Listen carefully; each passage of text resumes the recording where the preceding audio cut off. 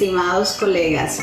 Un saludo en la Semana del Auditor Público y Privado. La auditoría interna es una función asesora. Si logramos que la administración lo comprenda, estamos bien encaminados. Nos vamos a referir al objetivo de control interno relacionado con la confiabilidad y la oportunidad de la información. Y cómo nosotros, como contadores públicos, podemos promoverlo a través de fomentar la implantación de las normas internacionales de contabilidad en el sector público. Somos conocedores de la materia y en nuestras manos está hacer ver a la administración los beneficios que dicha implantación conlleva. Muchas gracias.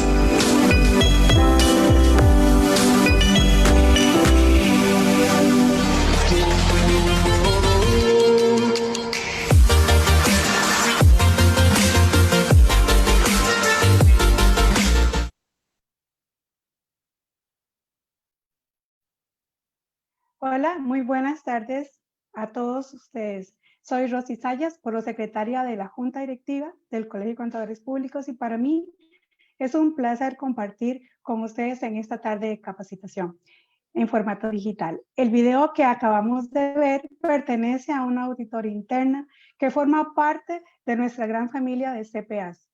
A nombre de la Junta Directiva y de todo el personal administrativo del Colegio de Contadores Públicos de Costa Rica, les damos la más cordial bienvenida y les agradecemos su puntualidad.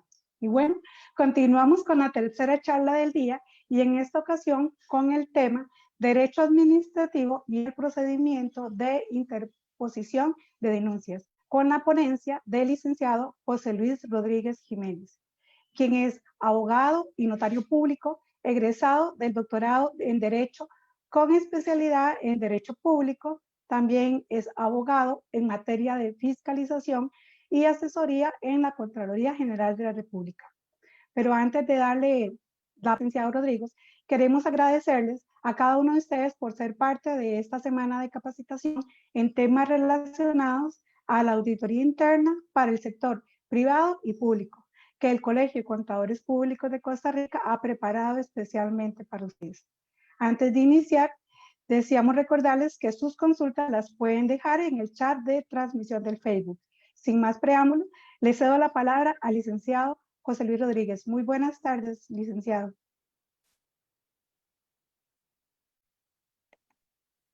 Muy buenas tardes, doña Rosy. Muchas gracias por la presentación y buenas tardes a todos.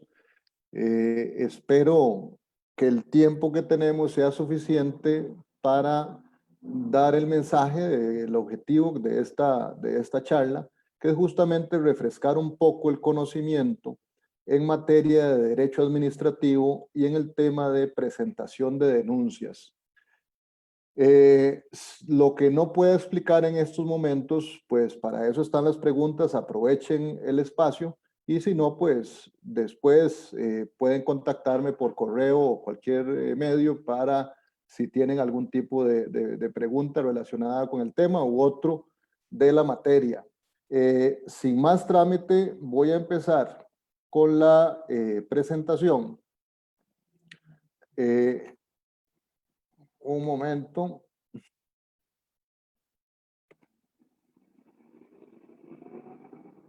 Si nos está comiendo la tecnología, yo creo que es por la edad, ¿verdad? Estamos, yo por lo menos un poco rezagado, pero vamos a ver si ya... Ahí la estamos Ahí viendo, está. don José Luis, perfecto. Muy bien. El derecho administrativo. Hay una... pareciera como que es muy sencillo señalar en qué consiste esta rama del derecho. Y en realidad de lo que se trata es principalmente conocer que esto significa la rama del derecho, las normas que rigen a la administración pública en su organización, actividad y relaciones con los individuos. El derecho administrativo culmina siempre a través del ejercicio del procedimiento con lo que denominamos un acto administrativo, que es la manifestación de la administración de la voluntad dirigida a un fin público. El derecho administrativo se aplica también al empleo público. La contratación administrativa es parte de eso, igual como las relaciones interorgánicas. No es parte del derecho administrativo, el derecho constitucional, como tampoco es la labor que realizan los tribunales de justicia, el Poder Judicial, porque eso es aplicación de la justicia. Entonces, claros estamos, y dado que los auditores en general son operadores jurídicos, pues tienen que estar muy relacionados con el tema del derecho administrativo. Ahora bien, ¿cuál es mi recomendación de inicio para los señores auditores y en general todos los que trabajan en fiscalización?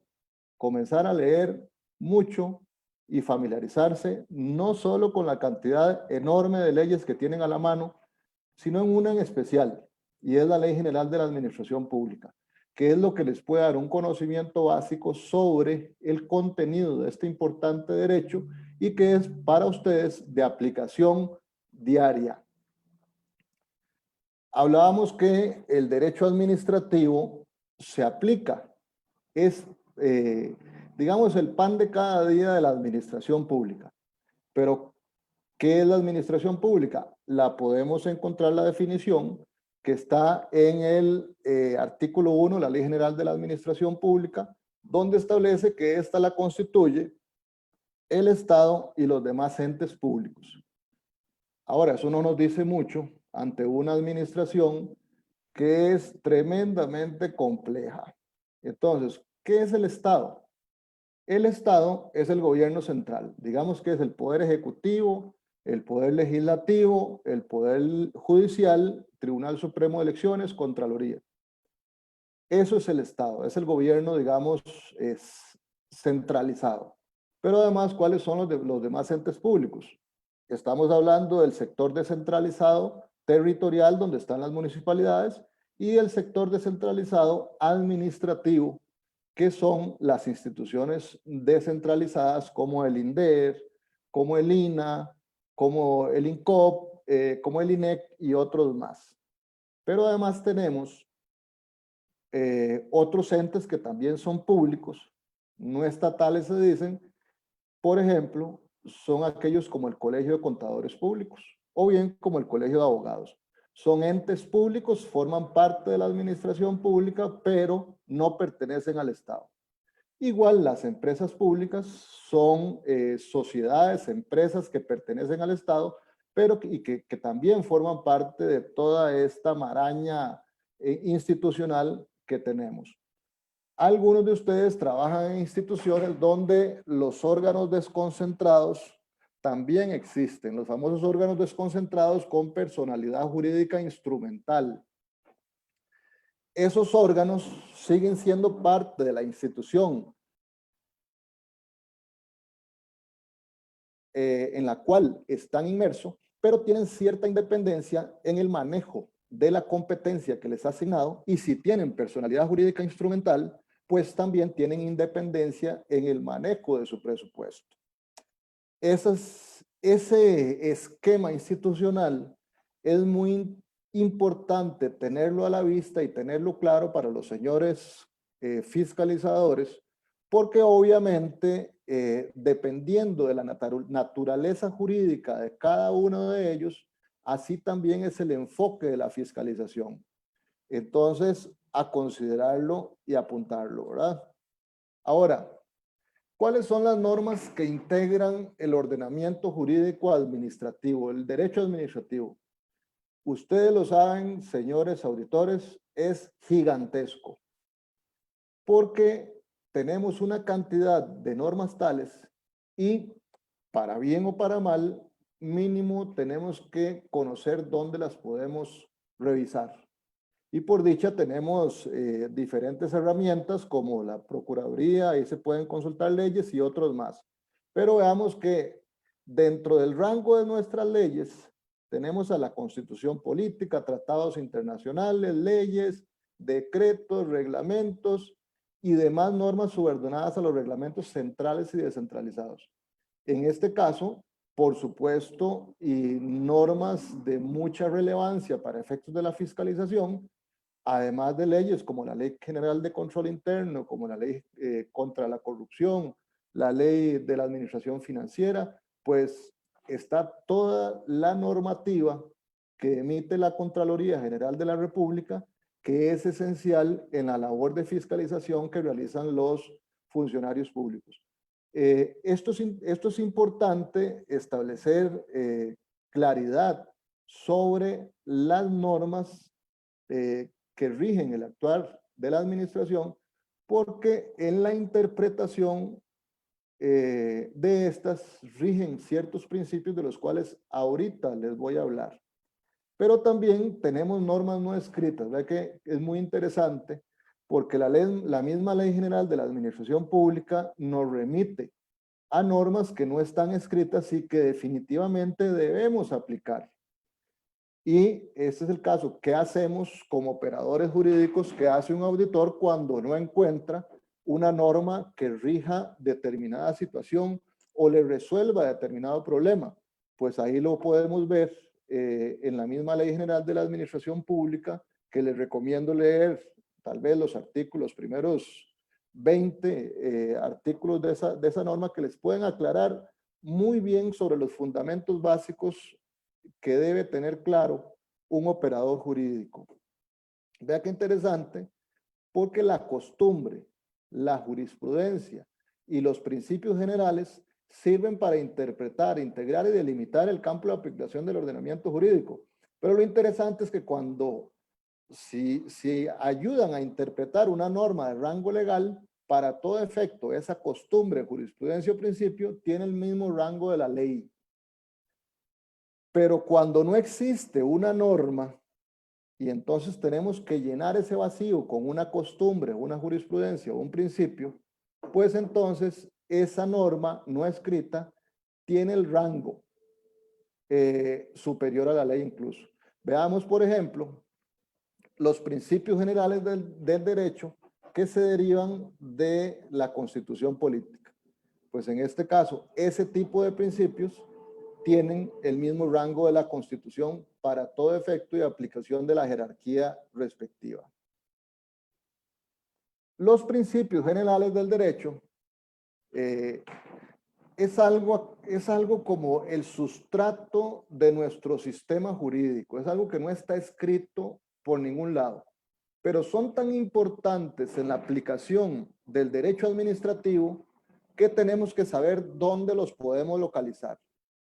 Una norma de rango de ley o incluso una de rango inferior podría ser contraria a un principio del derecho que tenga rango constitucional o convencional y en determinado momento nos obligue, por ejemplo, a no aplicar determinada norma en virtud de esa condición. Lástima que no podemos hablar con mucho más amplitud sobre el tema de las inconstitucionalidades, de las inconvencionalidades relativas a normas de rango legal. Pero ese es otro tema que en otra charla tal vez lo podemos abarcar. En el tema de los principios, muy importante considerar que estas son como una especie del derecho natural, que son normas que están ligadas al ser humano solo por su misma condición, por su condición de ser humano y por su condición, por su dignidad humana. Hay muchísimos principios que salen del ordenamiento legal y otros que salen de la Constitución y otros que salen de las convenciones. Por ejemplo, en la Constitución derivamos principios que son vitales. El debido proceso, por ejemplo, el derecho a audiencia, el de la libertad probatoria, son elementos tan importantes y de uso diario que, por ejemplo, si en determinado procedimiento no se le dio el debido proceso, aun cuando no existiera una norma que me obligara a anular determinado acto, este principio me obligaría a hacerlo bajo la tesis de que recordemos, en el tema de las lagunas del derecho, los principios constitucionales y los principios generales del derecho pueden integrar el ordenamiento jurídico y darme la oportunidad de resolver determinado conflicto. Esto, en otra charla, yo creo que había dado también en el Colegio de Contadores, habíamos hablado en general, el tema fue los principios generales del derecho y los principios derivados de la Constitución política, que también es otro tema bastante amplio, que pero para los efectos de el refrescamiento del tema del derecho administrativo, yo creo que con este mensaje puede ser suficiente para simplemente establecer que es necesario considerarlos. Hay principios, otros, que pueden ser principios del derecho, pero que también son principios que integran el servicio público y que son integrantes y permiten conformar el derecho administrativo y de los cuales nosotros no nos podemos desligar en ningún momento. Uno, el de legalidad, que es el más clásico, el que más se nos dice que solo podemos hacer aquello que está debidamente previsto en la norma. Pero hay otros que son muchísimo más importantes en el derecho administrativo, que tienen que ver con la eficiencia. La eficiencia es un principio que la administración se ha metido en problemas y resulta criticada hartamente, simplemente porque en muchas instituciones se ha olvidado el tema de la eficiencia. La eficiencia es simplemente cumplir con los deberes asignados a mi cargo utilizando la menor cantidad de recursos posibles. Entonces, y es el mejor servicio de la manera más sencilla y de la manera más económica que se pueda dar. Obtenemos un ahorro bajo el principio de economía y damos el mejor servicio posible, la eficiencia. La buena fe, obviamente, que es lo que se espera de que no haya intenciones ocultas en un determinado proceso.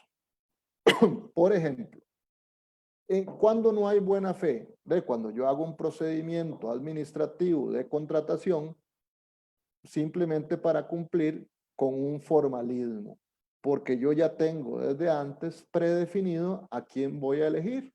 Entonces, eso violenta ese principio de buena fe y puede generar una serie de consecuencias adicionales. Igualdad de trato, sin ninguna duda. La desigualdad de trato se da en situaciones muy particulares, por ejemplo, en la caja del Seguro Social. Si yo tengo una lista de espera donde me toca hasta marzo del otro año, ¿cómo es que alguien llega después que de mí a la fila y le dan un servicio hoy? Eso no es igualdad de trato. Eso es lo que llamaban los famosos biombos, y el biombo no es otra cosa que una violación al principio de igualdad. Adaptación a todo cambio en el régimen legal y social. Vean qué interesante es este tema, porque lo que hace rico el derecho administrativo, porque le permite al operador jurídico adaptarse a diferentes cambios. Por ejemplo, tenemos un cambio que nos afecta a todos, es el tema de la pandemia. El derecho administrativo tiene que darte las herramientas necesarias para que usted pueda adaptar todo su actuar y todo servicio a esta condición. Transparencia. Las administraciones habían dicho en Francia, y después lo retomó aquí un magistrado en la sala constitucional, las administraciones deben ser como casas de cristal, simplemente donde todo lo que yo hago es público. Y ese es el principio que debe regir. Todo debe ser transparente. No debemos ocultar nada, y eso está relacionado con este principio que me interesa mucho comentar, y es el de la publicidad de la información. A veces los funcionarios públicos, y en eso las auditorías están obligadas a verificar, desgraciadamente cuando reciben una solicitud de información, andan viendo a ver cómo evitan darla. Y es de ahí que nacen una cantidad de fallos de la Sala Constitucional que efectivamente nos pegan una regañada, declaran con lugar y nos condenan a pagar daños y perjuicios y, por supuesto, a brindar la información. Hablaba en el tema de las normas del derecho administrativo. Se dan situaciones donde la norma puede ser interpretada de diferentes maneras. Ahí es donde el operador jurídico, que el fiscalizador es uno de los más importantes en la aplicación del ordenamiento jurídico, que debe considerar lo establecido en la ley de la administración pública en cuanto a que la norma administrativa debe ser interpretada en la forma que mejor garantice la realización del fin público a que se dirige.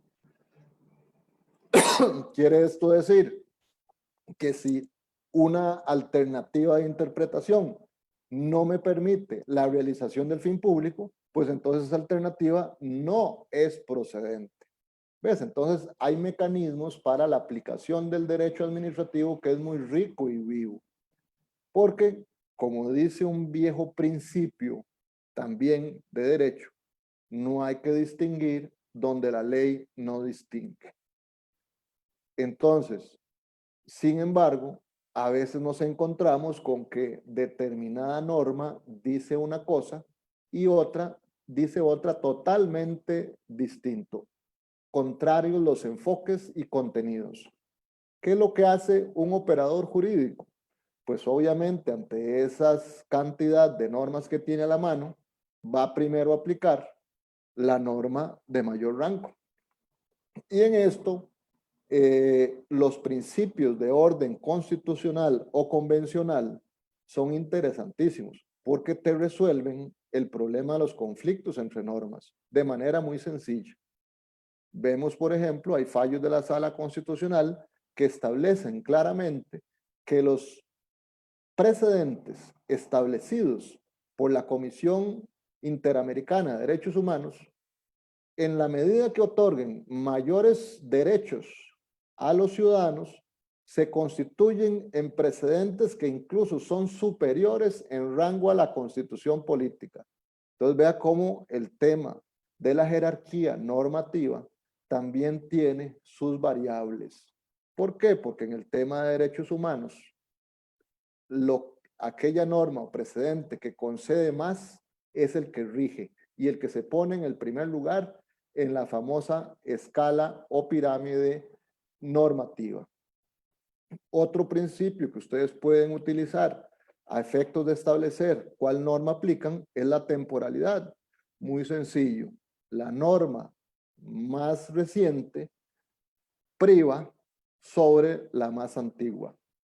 Y entonces, la norma especial priva sobre la general. En todo eso, siempre existen algunos, lo que llaman, siempre tienen sus bemoles. Pero también para eso están los abogados, para que colaboren en la interpretación de la normativa sin que, por supuesto, los operadores de derecho como ustedes dejen de lado su obligación de analizar e interpretar la norma para efectos de la operación diaria en sus actividades de control. Hablábamos que el derecho administrativo lo que pretende es culminar en un acto administrativo.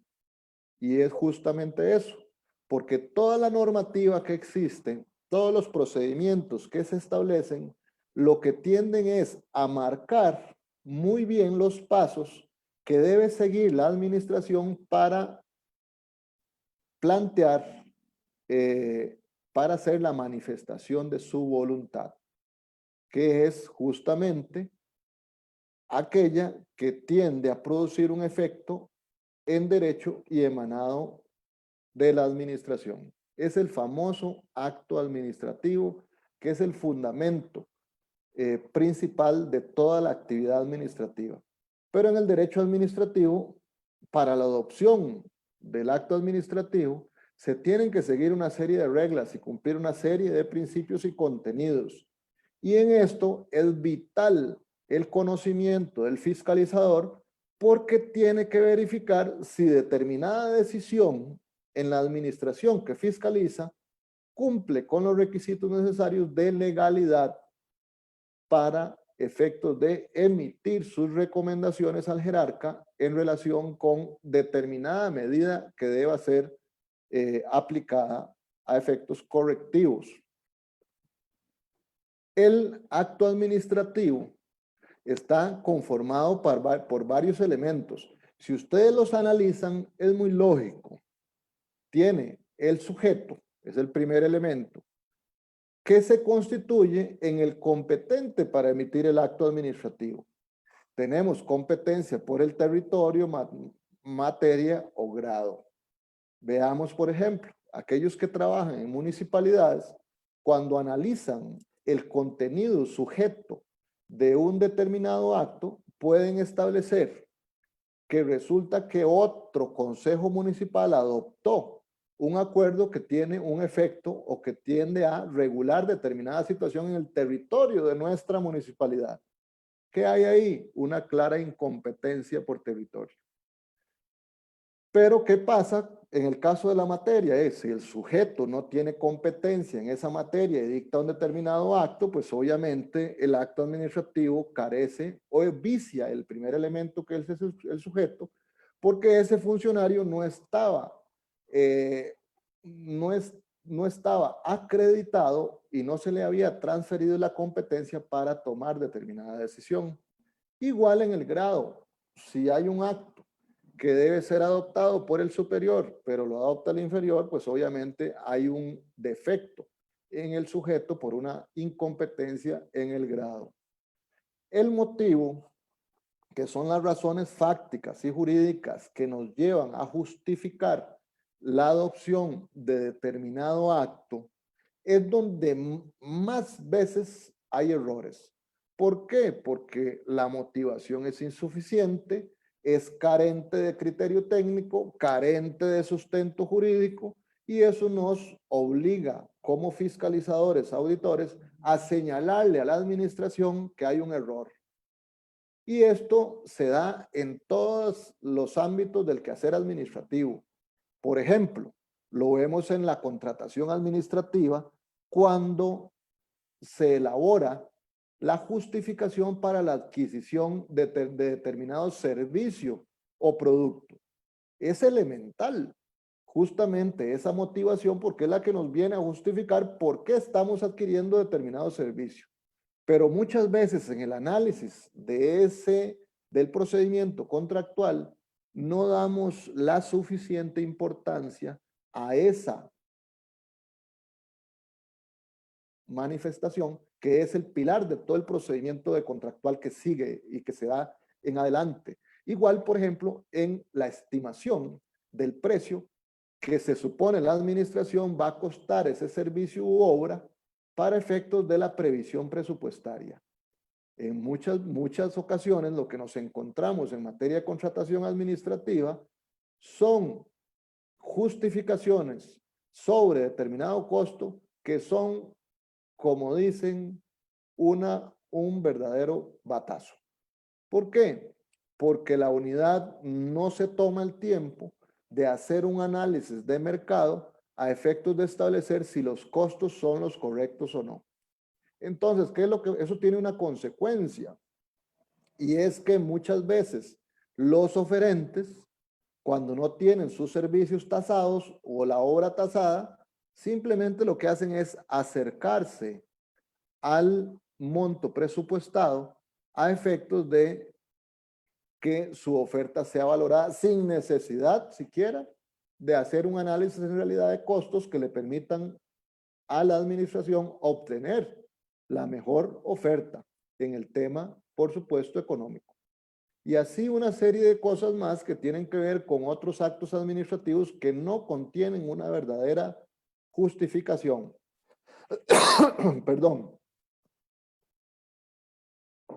Otro, por ejemplo, y sobre ese mismo tema, veamos las resoluciones que tienen que ver con apertura de procedimientos, las resoluciones sancionatorias, que muchas veces se convierten en indemnizaciones que debe cubrir la administración. ¿Por qué? Porque en el Tribunal Contencioso, en el Tribunal de Trabajo, se determinó que el acto sancionatorio, el acto que declaró la resolución contractual o el acto en general que adoptó la administración no contenía un motivo suficiente y por tanto viciado de nulidad, lo anula y genera la responsabilidad civil de la administración, y por eso vemos muchas veces partidas presupuestarias sumamente elevadas en los temas de indemnizaciones. Y ahí eso se va y es un filtro, es más bien un colador de recursos públicos sobre los que la administración, por supuesto, tiene una obligación, pero también lo tiene la fiscalización y por ende la auditoría.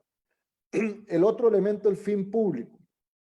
Siempre en un acto administrativo debe verse con toda claridad cuál es el fin público que pretende. Y ese fin público necesariamente debe estar ligado a los fines que persigue la institución, porque de lo contrario se convierte en una desviación de poder y con eso lo que obliga es a anular también el acto.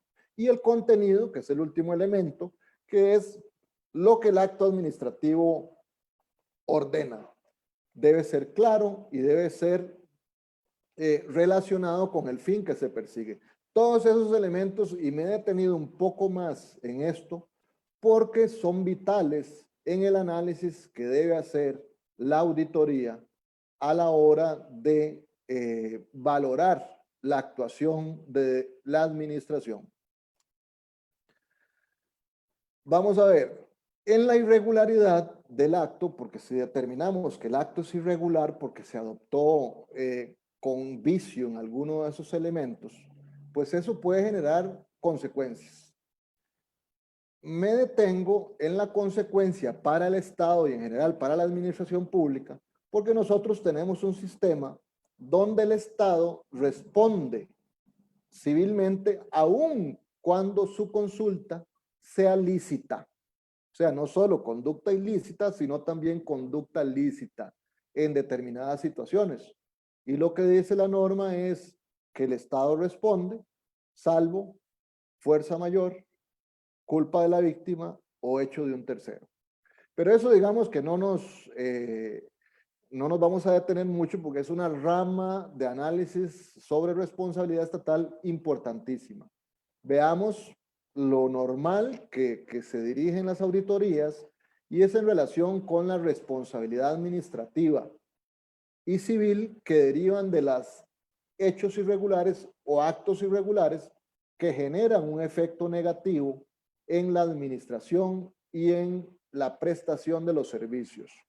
La responsabilidad administrativa y civil se da cuando el funcionario comete una irregularidad, por ejemplo, actúa con desidia, actúa en incumplimiento de las obligaciones relacionadas con su cargo y cuando actúa con, por supuesto, en esas situaciones, con culpa grave o dolo.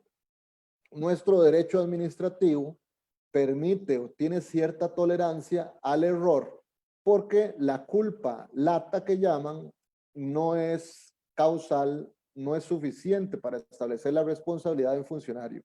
Tiene que haber, por supuesto, culpa grave. Ahora, ¿cómo es que podemos llegar a la culpa grave? A veces lo que debemos hacer es preparar la prueba y el camino para que nosotros podamos fortalecer una denuncia o una relación de hechos, y esto se hace normalmente advirtiendo a los funcionarios sobre determinados riesgos. Y eso es un producto vital y normal dentro de la labor de auditoría. Lo que hace con eso es que si usted logra que determinado funcionario, al cometer una falta que se considera que no ha sido en culpa grave o que realiza actividades que generan muchos riesgos, le podemos hacer una advertencia y en la siguiente vez, si comete la misma falta, pues ya no puede alegar que no lo hizo con culpa grave porque está debidamente advertido. Entonces esas herramientas de la advertencia son efectivamente vitales en el tema del control y la función que realiza la auditoría. La responsabilidad penal pues está, por supuesto, reservada a actos donde hay dolo y donde efectivamente la norma, por un principio de necesaria tipicidad, debe establecer la conducta que se considera violatoria de un deber propio del cargo, pero que a su vez su efecto es tan grave que el legislador lo ha calificado como una conducta penal a efectos de establecer sanciones que pueden significar hasta la restricción de la libertad del individuo. Y por supuesto, la inhabilitación para ejercer cargos públicos de la hacienda pública cuando se han cometido faltas que tienen que ver con el manejo en general de las normas relativas a la hacienda pública. Esta inhabilitación la puede declarar la Contraloría General de la República, como también lo puede declarar un tribunal penal a la hora de juzgar un delito propio de la función pública. Por ejemplo, incumplimiento de deberes u otros que tengan que ver con la afectación del erario que permita al tribunal establecer de que no resulta conveniente que ese funcionario vuelva a ingresar a la administración pública por las razones que deben ser evidentes. Volvíamos, vamos a ver, recordemos que estamos hablando todo lo que es la manifestación del quehacer administrativo y lo que significa un acto administrativo como la manifestación por antonomasia de la administración pública a efecto de desarrollar la actividad para la cual ha sido encomendado. ¿Qué pasa cuando yo como administración pública tengo un acto que resulta contrario a la ley? Volvemos a los temas de los elementos del acto administrativo, que son vicios de nulidad absoluta o vicios de nulidad relativa. O también, ¿qué pasa cuando yo como administración quiero revocar un acto porque simplemente ya no es conveniente a los intereses públicos? En el caso de la revocación, está prevista en la Ley General de la Administración Pública y yo, administración, podría revocar un acto administrativo por oportunidad o conveniencia. Siempre, por supuesto, está el principio de responsabilidad de la administración cuando estoy afectando derechos subjetivos o intereses legítimos de los administrados. Lo que yo no puedo revocar son actos reglados. Por ejemplo, el otorgamiento de una licencia donde determinada persona cumplió una serie de requisitos reglados y le generó un acto administrativo beneficioso. Otra cosa que puedo hacer como administración es anularlo. Eso lo puedo hacer a través del procedimiento de lesividad, que es acudir a los tribunales a declarar lesivo determinado acto, sea lesivo económicamente o lesivo desde el punto de vista de los intereses jurídicos u otros. Y la nulidad absoluta, evidente y manifiesta es cuando un acto tiene vicios importantes, son esenciales y efectivamente no puede ser subsanado de ninguna manera. Y la nulidad es detectable a simple vista. No voy a entrar en la ampliación de estos conceptos porque son procedimientos distintos y tienen una explicación bastante amplia en cada uno de ellos. Pero recordemos que lo que nosotros estamos haciendo aquí es refrescando los conocimientos sobre un concepto general del derecho administrativo, el derecho de la administración. Recordemos además, y así lo establece nuestra normativa, que nosotros podemos entrar a revisar actos administrativos dentro del plazo de un año calendario a partir de su adopción, salvo que ese acto sea de efecto permanente, como es el caso, por ejemplo, de efecto permanente, aquellos que tienen que ver con el pago de sobresueldos, pago de prohibición, por ejemplo, cuando no existe norma que así lo establezca y otros más. Perdón.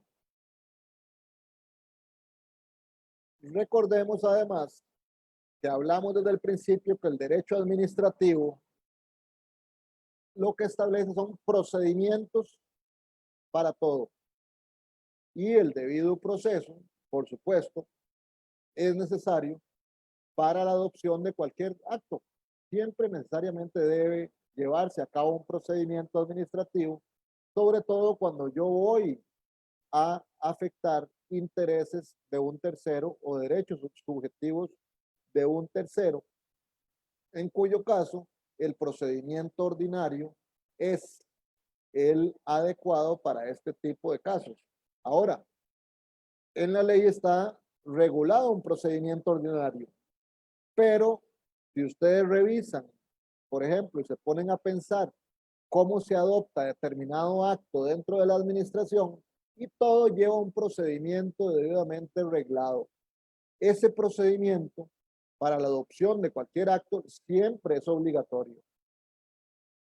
Claro está, el procedimiento ordinario o el procedimiento sumario que está pensado principalmente para que sean los propios administrados los que gocen de él como garantía del debido proceso, también existen otros procedimientos para la emisión de otro tipo de actos, ¿verdad?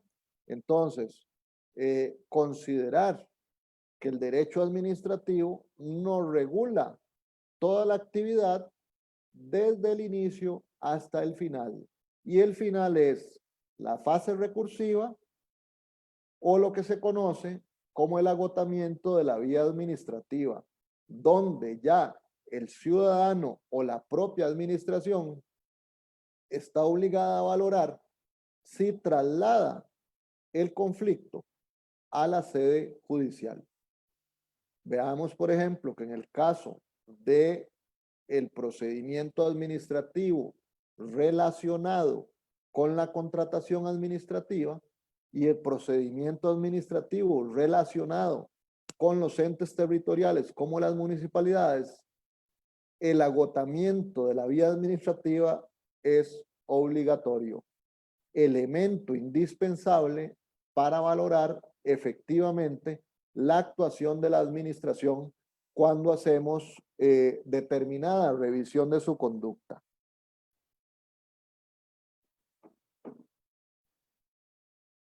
Teniendo claro un poco, y un poco les digo porque yo sé y los entiendo, el derecho administrativo es muy complejo. Les voy a decir que cuando uno está en la universidad y está estudiando derecho, la materia más odiada es el derecho administrativo, porque es súper complejo, es difícil de entender, tiene una serie de conceptos diferentes que deben manejarse a efectos de lograr una correcta aplicación y una correcta interpretación de las normas. Así que cuando ustedes dicen, mire, es que ocupo un abogado que me ayude, pues posiblemente sea necesario. Pero no deben perder de vista que la única forma que un fiscalizador en la administración pública lleve a cabo su trabajo es a través del estudio continuo de la normativa, de los precedentes administrativos, de la Procuraduría, de la Contraloría y por supuesto los precedentes del Tribunal Contencioso y de la Sala Primera y de la Sala Constitucional en la materia que tiene que ver con la administración pública. Así que ante esa situación, veamos qué es lo que sucede con las denuncias en el derecho administrativo. Y es que a los señores auditores que conozco y auditoras, todos tienen un mismo panorama y es clara la proliferación de denuncias ante la administración pública, pero principalmente denuncias ante la auditoría interna. De toda gestión que realizan los ciudadanos, la mayoría la copian a la auditoría y en muchísimos casos le presentan una denuncia escrita o verbal, y en este caso todos somos testigos que el plan de trabajo de la auditoría cada vez hay una porción mayor que tiene que ser dedicada a la atención de denuncias. ¿Cuáles son los tipos de denuncia que se dan? Pues de todo tipo. Y las denuncias las presentan los funcionarios públicos de la misma entidad, funcionarios públicos de otras entidades y ciudadanos en general. Todos somos testigos de algún colega auditor que se queja de una persona que es su denunciante estrella y que está dedicado a presentar denuncias de todo tipo, y todo eso es común en estos tiempos, justamente por la era digital y por la transparencia que en general debe tener la administración, y entonces yo como ciudadano tengo mucho acceso a información que antes no tenía. Y eso es bueno. Eso es bueno porque ayuda a fiscalizar y ayuda a que la administración sea más eficiente y transparente. Claro, el problema está en que las auditorías no cuentan con los recursos necesarios, y en eso los entiendo, porque ante la avalancha de denuncias no hay recursos para atenderlas de manera rápida como la mayoría de denunciantes y otros pretenden. Vamos a ver. Hay una obligación de los funcionarios de denunciar los hechos que resulten irregulares, pero eso es lo que menos muchas veces se hace. A veces lo que reciben malas auditorías son denuncias de los propios funcionarios, pero principalmente cuando hay conflictos que les estén generando algún efecto negativo en la labor que desempeñan. Y eso lo vamos a ver un poquitito más adelante en cuanto al procedimiento que deben seguir las auditorías. Veamos. Hay un derecho a denunciar, y estoy señalando aquí normativa del reglamento a la ley contra la corrupción, porque para utilizar una de tantas normativas, porque entiendo, y así es la realidad, que las auditorías cuentan normalmente con reglamentos para la atención de denuncias, y con eso, pues, tienen muy bien marcado el procedimiento, tanto para la recepción, para el trámite, para efectos de establecer la inadmisibilidad o no, y para el desarrollo de la investigación propiamente dicha. Veamos que dice el reglamento que los ciudadanos tienen el derecho a denunciar, y esta denuncia podrá presentarse en forma escrita, verbal o por cualquier medio ante las autoridades contempladas por la ley en el presente reglamento. ¿Cuáles son cualquier medio? Es cualquier medio que me dé a mí la formalidad necesaria para entender que determinada persona está detrás de esa gestión. Entonces, ¿cuál puede ser un medio? El medio puede ser el correo electrónico.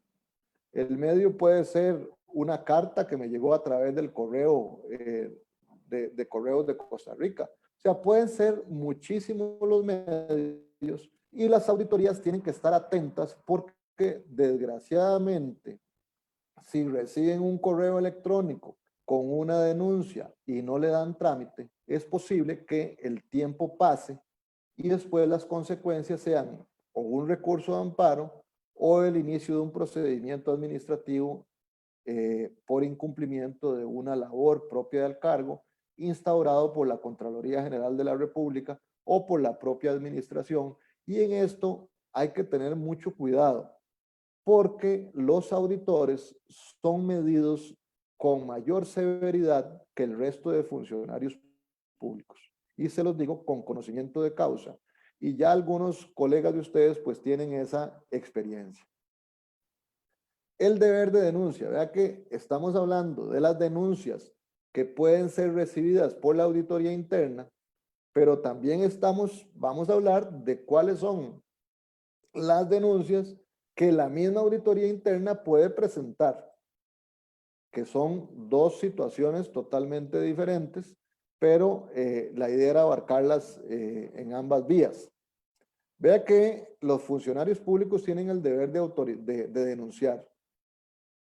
El artículo 281 del Código de Procedimientos Penales también establece esa obligación en relación con los hechos en general que un funcionario público tenga conocimiento como irregular o que considere que es un acto que puede ser contrario a la función pública, o sea, un acto de corrupción. Y con mucho más razón, ese deber de denuncia es inherente a las auditorías internas. Este mismo reglamento dice que las denuncias ciudadanas previstas en la DNA podrán presentarse ante la administración, las auditorías, la Procuraduría de la Ética Pública y la Contraloría. Aquí quiero hacer una pequeña pausa, porque todos sabemos que muchas veces la Procuraduría de la Ética y la misma Contraloría General lo que hacen es, al recibir la denuncia, trasladarla a las auditorías internas. Y con eso, lo que hacen es decirles, deme un plan de tiempo en el cual usted va a desarrollar el contenido, a investigar esta denuncia y me informa. Entonces, la Procuraduría y la Contraloría muchas veces se convierten en simples oficinas de recepción y no tramitan por el fondo las gestiones que presentan los ciudadanos, de tal manera que después las auditorías siempre van a tener una carga desproporcionada y que es muy difícil manejar. Y es un elemento importante a considerar, porque mucho de lo que he tratado de transmitir a las diferentes auditorías internas es la necesidad que aquellas instituciones o grupos que los representan de alguna manera incidan para que las auditorías internas tengan los recursos necesarios para abordar toda esta cantidad de denuncias que se les presentan. Otra cosa que debe considerar la auditoría es que muchas veces la misma administración le traslada denuncias que ha recibido. Esto es errado. ¿Por qué? Porque la administración también tiene la obligación de realizar investigaciones de los asuntos que llegan a su conocimiento. Entonces, no puede pretender que ante una denuncia que reciban, trasladarla a la auditoría interna, porque ahí están incumpliendo una obligación que resulta evidente. Otro elemento a considerar en este tema de las denuncias es la obligación que tienen las auditorías en un plazo razonable. Ese plazo razonable lo podemos encontrar en la ley de la jurisdicción constitucional de 10 días. En ese plazo, la auditoría debería comunicar al denunciante sobre lo que va a hacer con esa denuncia. Si la va a recibir, si la va a analizar, si algo le tiene que comunicar.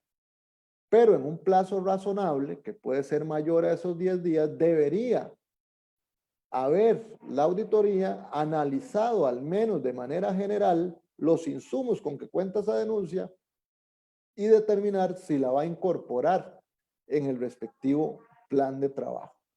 Todo eso tiene que mantener informado al denunciante, porque de lo contrario, señores auditores, existe un riesgo importante y latente de que vayan a tener ustedes responsabilidad por no cumplir tal y como la norma se los exige, independientemente de la cantidad de trabajo que ustedes tengan. Porque, desgraciadamente, ustedes tienen que procurar dar respuesta en plazos razonables a los administrados sobre lo que se está denunciando. Y deben, por todos los medios, y es un consejo adicional, gestionar siempre ante la administración el otorgamiento de recursos, por lo menos para si en determinado momento existe algún conflicto que les pueda generar a ustedes algún efecto negativo, tengan cómo defenderse y decirle al órgano que está investigando: no tengo recursos, se los he solicitado a la administración y no me los han otorgado.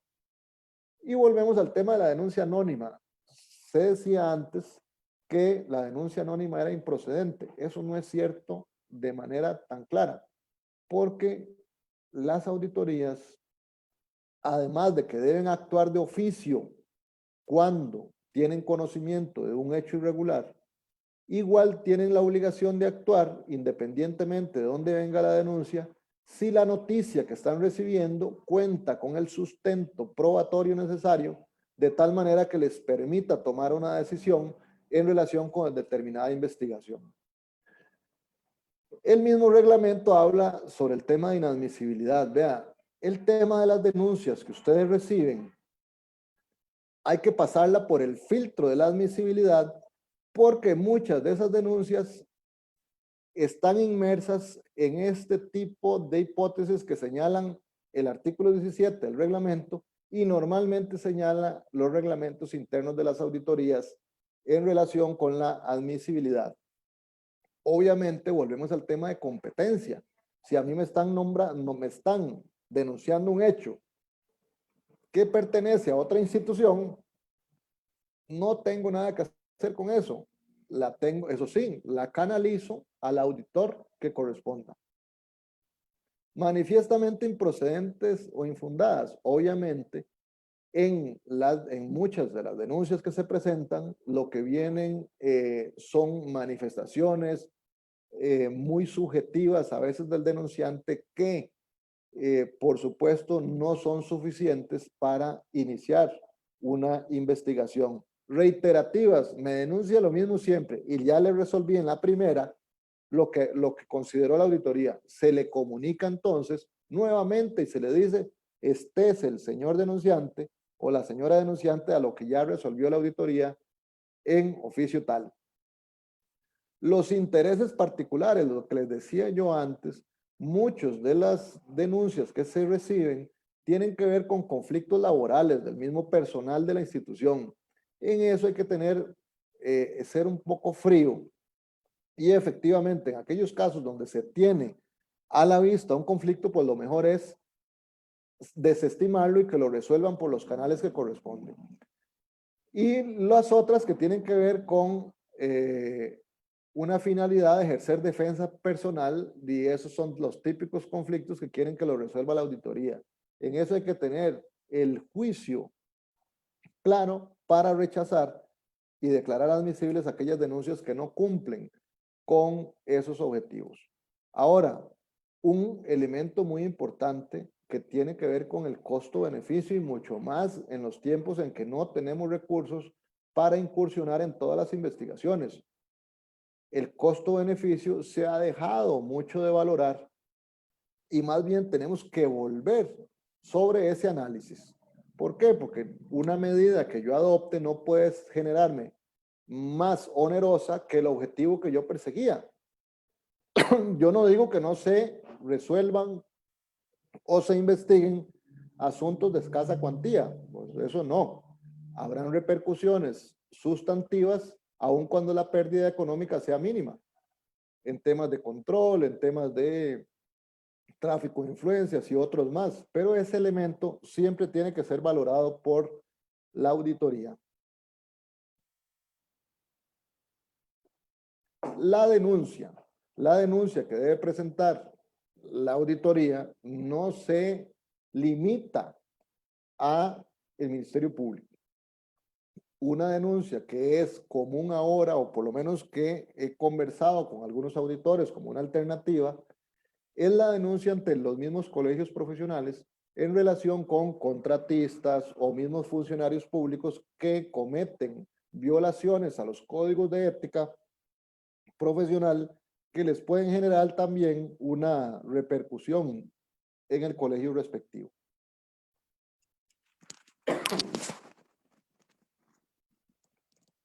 Mis disculpas, pero es que ya no puedo hablar mucho, seguro. Hay denuncias que pueden ser remitidas ante órganos de la administración pública, sea en otra institución, principalmente, ante la Contraloría General de la República, que son las famosas RHs, y las denuncias ante el Ministerio Público. En esto, el auditor siempre tiene una gama de posibilidades porque existe la idea equivocada de que si ya un asunto lo está investigando el Ministerio Público, hasta ahí lo dejo. Eso es equivocado por una sencilla razón, y es que la responsabilidad se da en diferentes direcciones. Puede ser que un caso en un tema penal no tenga responsabilidad, pero sí lo tenga a nivel administrativo y civil. Entonces es muy riesgoso que apliquemos ese criterio, porque podría ser que en esa vía se absuelva cuando en realidad en otra se pudo haber impuesto una sanción y corregido la problemática que se había investigado. Las denuncias al Ministerio Público. Esto es importante porque las denuncias en general tienen un mismo contenido, independientemente a dónde vayan. Por ejemplo, el artículo 280 del Código Procesal Penal establece que la denuncia debe tener una relación circunstanciada del hecho. Eso es elemental en todo, en la denuncia penal, en la relación de hechos o a denuncia ante otras instancias. Por ejemplo, qué sé yo, al Tribunal Supremo de Elecciones o al Consejo de Gobierno, o si es que vamos a hablar de responsabilidad de un ministro. Hay varias alternativas, aunque normalmente solo utilizamos a la Contraloría y al Ministerio Público. La relación debe ser circunstanciada, estableciendo el modo, tiempo y lugar del acontecimiento para una mayor claridad. Y otra cosa, que ese hecho debe estar relacionado, o sea, debe ser atinente al asunto que estamos pretendiendo que se investigue. No soy de la idea de la tesis de que las denuncias, relaciones de hechos, tengan 100 o más hechos. Eso hay que hacer lo posible por subsumir y hacer una relación más sencilla de entender. Luego, autores y partícipes. Definitivamente hay que indicarlo, salvo que lo que tengamos después de la investigación es simplemente hechos irregulares que eventualmente son de competencia de la jurisdicción penal, pero no logramos nunca establecer ni por asomo quién era el responsable. En ese caso existe la posibilidad de una denuncia contra ignorado y que sea el OIJ del Ministerio Público, con mayores herramientas que ellos tienen, los que pueden llevar a cabo la investigación. Hay que establecer los damnificados. Bueno, ¿cuáles son los damnificados? En este caso, como somos auditores públicos, es el Estado o la institución en la cual estamos laborando. La prueba y otros elementos que puedan permitir la comprobación del hecho. Y, por supuesto, la calificación legal, aunque ese elemento no es esencial, porque en realidad el que califica los hechos es el Ministerio Público a la hora de establecer la acusación. Ya vamos terminando, ya casi vamos a terminar, creo que nos hemos pasado un poquitito. Veamos el tema de la prueba. La prueba es el elemento más importante en cualquier tipo de denuncia. Y les cito esto porque los lineamientos emitidos por la Contraloría, a los cuales no me voy a referir porque ya creo que tuvieron una charla incluso sobre ese tema, señala que la auditoría debe definir las técnicas para obtener el material probatorio. O sea, le da libertad para que el auditor establezca cómo logra probar determinado hecho. Y vea lo que señala, y eso es lo que quería resaltar: la prueba de tipo documental que sustente una relación o una denuncia deberá solicitarse a la instancia correspondiente mediante copia certificada. Resulta que el ordenamiento jurídico en general contiene un principio de libertad probatoria mucho más amplio que el que la Contraloría ha establecido en esos lineamientos. Vea que incluso en el año 2008 la misma Contraloría había establecido como que una simple copia no puede descartarse como prueba idónea para determinado hecho, siempre y cuando no se alegue su falsedad. Y ese es el principio que nosotros tenemos que seguir. Si ustedes, auditores, lo que tienen es una copia, eso es prueba. Si la pueden certificar, pues apliquemos aquel viejo adagio de lo que abunda no daña. Pero efectivamente, los medios de prueba pueden ser cualquiera. Y en esto, tanto el Código Procesal Contencioso como el Código Procesal Civil establecen una amplitud para que los investigadores puedan innovar. Claro, eso no significa que vayamos a acudir a mecanismos para obtener prueba ilegal, porque el tema de la prueba espuria todavía existe. O sea, la prueba espuria es ilegal. Pero vea qué interesante, el Código Procesal Civil, en vez de señalar que se permite toda aquella prueba permitida por el ordenamiento, dice cualquier otro medio no prohibido. Entonces, en las denuncias, en las relaciones de hechos y en general, en aquellos productos que tiendan a demostrar determinado hecho, acudamos a cualquier tipo de prueba, sin temor y siempre intentando, eso sí, tener a la vista acreditada la fuente. Claro, y por último, los medios de prueba tienen que ser pertinentes, atinentes. A veces llenamos en una denuncia y una relación de hechos de prueba que resulta totalmente impertinente, porque no tiende en ningún momento a acreditar el hecho que pretendemos sea establecido con ese documento. Entonces lo que hacemos es llenar un expediente de una cantidad de prueba que hace muy difícil su manejo. Y al igual que ustedes como auditores que tienen muchísima carga de trabajo, igual los jueces, igual los fiscales de la República lo tienen, y eso hace que sea un poco inmanejable la prueba que el caso que se ha puesto. Y prueba inútil, por supuesto.